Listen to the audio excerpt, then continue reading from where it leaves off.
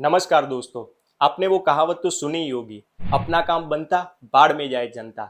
कुछ ऐसा ही करने के एलिगेशंस लगे हैं कांग्रेस पार्टी की प्रेसिडेंट सोनिया गांधी के ऊपर और उनके बेटे राहुल गांधी के ऊपर। नवंबर 2012 में बीजेपी के लीडर सुब्रमण्यम स्वामी ने गांधीज के against national Herald corruption case file किया, जिसके अंदर गांधीज को ब्लेम किया गया है कांग्रेस पार्टी में से 90 करोड़ के फंड को यूज करके 2000 करोड़ की प्रॉपर्टी अपने नाम करने का।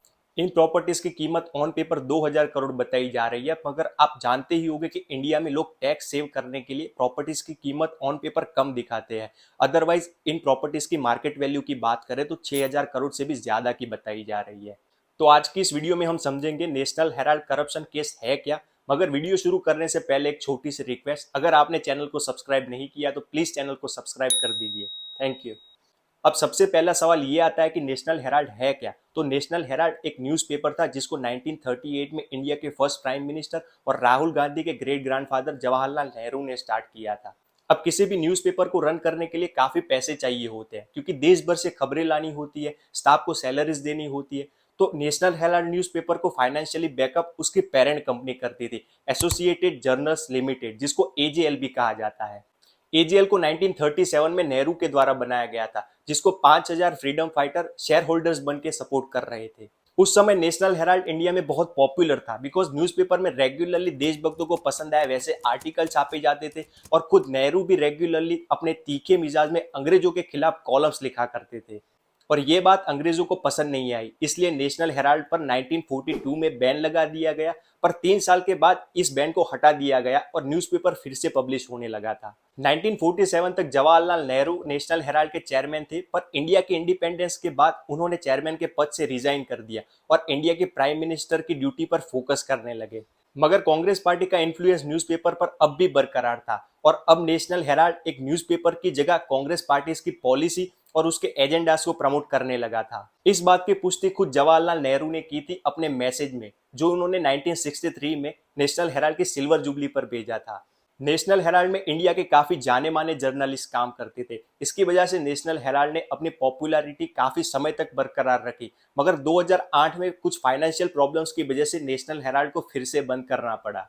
अब आप समझिए, 2008 में नेशनल हेराल्ड तो बंद हो गया, मगर उसकी पेरेंट कंपनी एजेएल अभी भी ऑपरेट कर रही थी। अब आप पूछेंगे कैसे, तो समझिए एजेएल कोई ऐसी वैसी कंपनी नहीं थी, वो इंडिया में आजादी के पहले से ऑपरेट कर रही थी, और नेहरू खुद एजेएल से काफी इमोशनली अटैच थे, जिस वजह से एजेएल को स्टार्टिंग से ही सपोर्ट करने के लिए देश में अलग अलग जगहों पर लीज होल्ड प्रॉपर्टी और free hold property state government और सेंट्रल गवर्नमेंट दिया करती थी। अब समझिए, लीज होल्ड प्रॉपर्टी उसको कहा जाता है जिस प्रॉपर्टी को आप पर्टिकुलर टाइम के लिए यूज कर सकते हो, उसके बाद आपको उसके असली मालिक को प्रॉपर्टी वापस करनी होगी।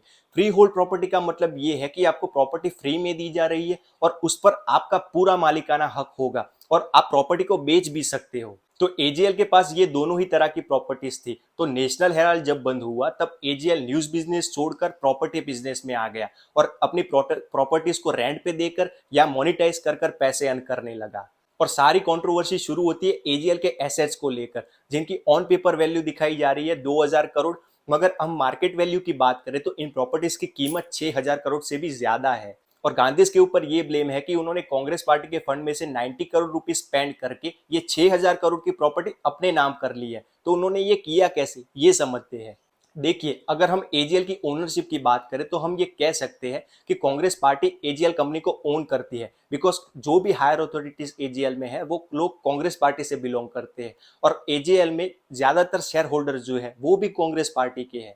और पिछले समय में जब जब भी एजेएल को फाइनेंशियल सपोर्ट की जरूरत थी, तब तक कांग्रेस पार्टी ने लोन देकर एजेएल को फाइनेंशियल सपोर्ट दिया है। और 2008 में जब नेशनल हेराल्ड बंद हुआ तब इस लोन के टोटल अमाउंट को हम काउंट करें तो वो होता है 90.25 करोड़। मतलब कायदे के हिसाब से एजेएल को कांग्रेस को ये पैसे वापस करने थे, बिकॉज उन्होंने कांग्रेस से ये लोन लिया था, मगर ऐसा कुछ हुआ नहीं। अब समझिए सुब्रमण्यम स्वामी के हिसाब से यहाँ पर गफला क्या हुआ। 2010 में एक नॉन प्रॉफिट कंपनी रजिस्टर होती है, यंग इंडिया लिमिटेड करके, जिसमें 76% शेयर राहुल गांधी और उनकी मदर सोनिया गांधी के थे, और बाकी के 24% कांग्रेस पार्टी के खास माने जाने वाले मोतीलाल वोरा और ऑस्कर फर्नांडिस के नाम पर थे। तो समझिए, कायदे से जो पैसे एजेएल ने कांग्रेस से लिए थे वो पैसे वो डायरेक्टली कांग्रेस को वापस कर सकता था, या तो वो पैसे अर्न करके या अपने एसेट्स में से कुछ एसेट्स को बेचकर, जो कि वो आसानी से कर सकता था, मगर ऐसा कुछ हुआ नहीं। अब यहाँ पर गफला ये हुआ कि कांग्रेस पार्टी को जो 90 करोड़ रुपए एजीएल से वसूलने थे उसकी जिम्मेदारी उन्होंने यंग इंडिया लिमिटेड को दे दी, और यंग इंडिया लिमिटेड ने 50 लाख रुपए सिर्फ कांग्रेस पार्टी को दिए, और कांग्रेस पार्टी और एजीएल का हिसाब खत्म हो गया। यहाँ पर पिक्चर शुरू होता है एजीएल का और यंग इंडिया लिमिटेड का, यानी कि अब सारे पैसे जो 90 करोड़ रुपए कांग्रेस को देने थे, अब वो पैसे एजीएल यंग इंडिया लिमिटेड को देगा। दूसरा ब्लेम गांधी इस पर यह है कि उनको एजेएल से सिर्फ 90 करोड़ रुपए वसूल करने थे, उसकी जगह पर एजेएल ने 2000 करोड़ की प्रॉपर्टी यानी कि अपने सारे शेयर्स यंग इंडिया लिमिटेड के नाम कर दिए। समझ रहे हो, 90 करोड़ रुपए की जगह पे अपनी सारी प्रॉपर्टीज 2000 करोड़ की प्रॉपर्टीज यंग इंडिया लिमिटेड के नाम कर दी। अब सुब्रमण्यम स्वामी का कहना यह है कि यंग इंडिया लिमिटेड में जो हायर अथॉरिटीज है वो लोग कांग्रेस के लोग हैं, और सेम ही लोग एजेएल की हायर अथॉरिटीज में है, यानी कि सेम सेट ऑफ पीपल पैसों को घुमा रहे हैं, जिसका इनडायरेक्ट फायदा सोनिया गांधी और राहुल गांधी को हो रहा है, जिसको मनी लॉन्ड्रिंग भी कहा जाता है। तो दोस्तों, ये था नेशनल हेराल्ड करप्शन केस। अगर वीडियो इंफॉर्मेटिव लगा हो, वीडियो में से कुछ सीखा हो, तो वीडियो को प्लीज लाइक करिए, कमेंट करिए, शेयर करिए और चैनल को सब्सक्राइब करिए। Thank you so much.